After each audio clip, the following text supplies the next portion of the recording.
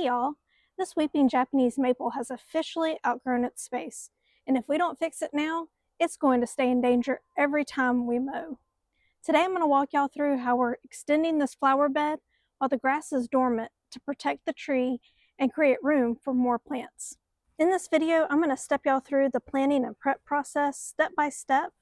I'm going to show y'all a new app that I found called the Garden Puzzle app, and it gives me a good visual of what the beds can be. I'm going to lay out the beds in a new shape. We're going to use the water hose, and then we're going to come back through and use landscape paint in order to mark our cutting edges. Then we're going to use a crisp moon shovel and cut out the edge. We're going to remove the sod, suppressing the weeds with cardboard. Lastly, we're going to make it look nice by adding compost and soil so it can start decomposing and get ready for our summer annuals. All right, so I wanted to give y'all a look at the before picture. So it doesn't look like much right now. Everything's dormant and doesn't have any color on it. And we're not really changing the shape of the flower bed very much. So I just wanted to give y'all a chance to be able to go back and forth between our before and after. If you check out my last video that I put out, was talking about the Garden Puzzle app, and we're going to be using that today. In that app, I give you some pros and cons along with the tutorial of how to use it, because I'm not going to go through all of that today, but I am going to show y'all what it looks like when we use that app with this flower bed. All right, and look at that. This is what this flower bed can be. And I wanted to say we're extending the bed so that our weeping Japanese maple that's down here on the end has plenty of room so that it doesn't get in any harm's way with our lawnmower and weed eater and everything like that. But there's some additional benefits that I didn't even realize that I was going to get by us extending this bed that the Garden Puzzle app helped show me.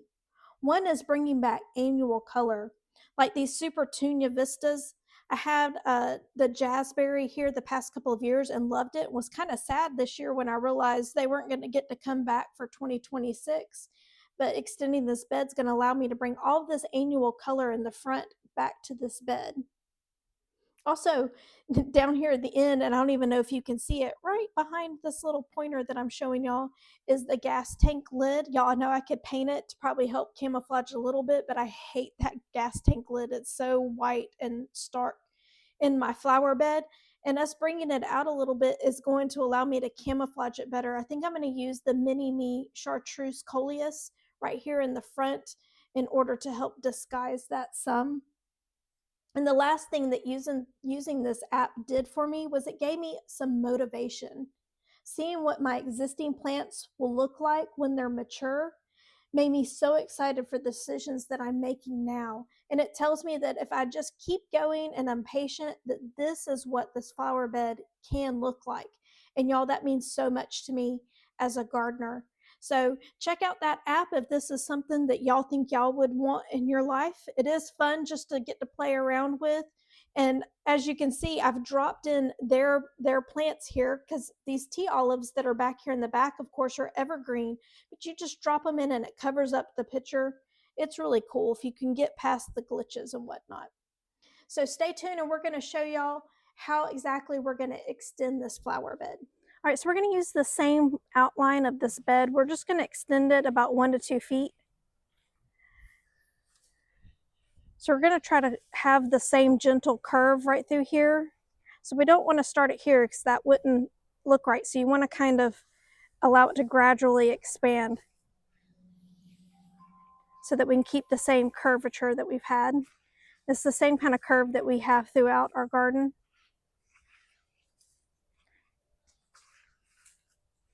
And then we're going to come back and spray paint the line. All right, hopefully y'all can tell with the hose kind of the trajectory that we're heading in. What we're going to do now is we're going to take the spray paint and we're just going to dot it along the hose so that my husband can get a good idea of where to make the edge of the bed. In an ideal world, we would have done this probably back in December or November, but with all of the holiday activity, we just didn't really get a chance. But it is a good idea to go ahead and do it in the fall, winter, because you can then go ahead and put your compost in, and it will then start decomposing and enriching your soil kind of ready when it comes time to put your your spring and summer annuals in. Ours are going to come in April, and so that'll give us 3 full months for it just to kind of start working and breaking down. Hopefully we'll get some rain here soon and it will work out really well. So what we're going to do is start out with the half moon. We're going to go right outside of the orange line and basically cut a line into the grass, and then we're going to come through with the flat shovel to dig out the side. I'm going to try to leave the majority of the soil from the bottom of the grass in this bed, because having that much native soil in there will be nice. So that's what we're going to do over the next couple of hours. So I'm going to cut right outside of the line like I mentioned. Already made a couple of those. The grass is pretty soft because it rained here a couple of days ago, which is nice. So if you're going to do this, it's a good time to do that. You just kind of pop it up a little bit.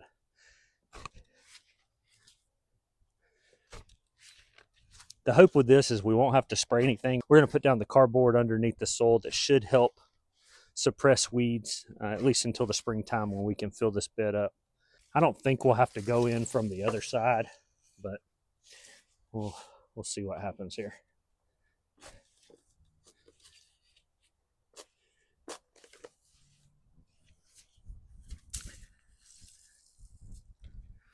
Just like that.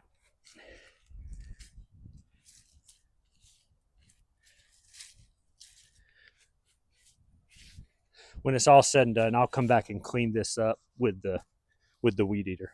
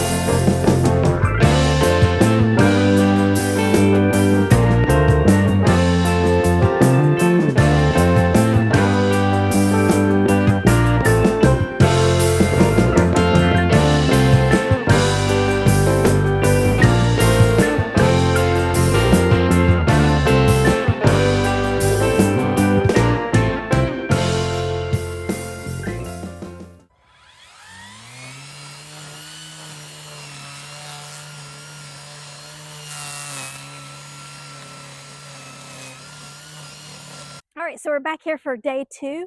Hopefully y'all enjoyed seeing my husband. He cut out the extension on the bed yesterday. It took him about 4 hours just to dig out the sod from the extension of the bed. Now we're going to go in and we're going to add cardboard. And you may ask, well, why are you doing cardboard? Isn't cardboard for a no-dig method? And it is, but we're using cardboard today because we have Bermuda grass that has mixed in with our centipede. And Bermuda grass can be a little aggressive. If you don't know, then it's really hard to get out. And we actually have had a hard time keeping it out of our existing beds. So we thought, as we dug this out, and since we're trying to turn this bed over kind of quickly, that we would use cardboard in order to help suppress those weeds or that grass from growing into our new beds. So after we lay down the cardboard, we're going to wet it good. Then we're going to put in compost, and then we're going to mix in a little bit of soil conditioner with that.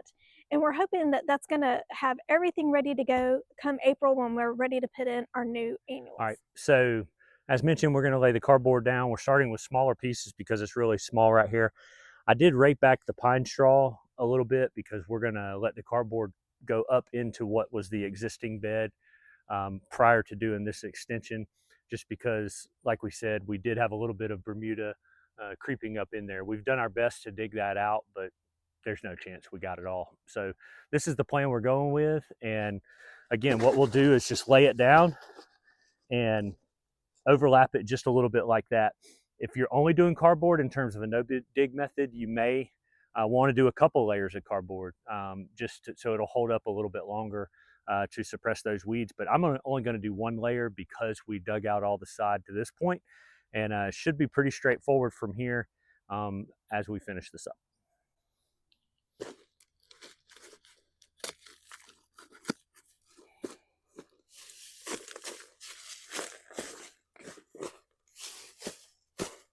All right, so this is basically the way it goes. We lay it out, we trace the edge of the bed like you're seeing here. We got these big pieces of cardboard from a local store around here. I'm trying to make sure there's no tape on these boxes, taking all the labels that were previously on it off as well, and then making sure there's no ink on the boxes. We had heard or saw that that was a good thing to do, so we're making sure that's the case. And basically all we'll do is follow this entire bed with these pieces of cardboard. We're going to put the pine straw that we have over part of it, so the cardboard's basically what's going to be shown as the new extension part of the bed, and then we're going to cover that up with compost like mentioned.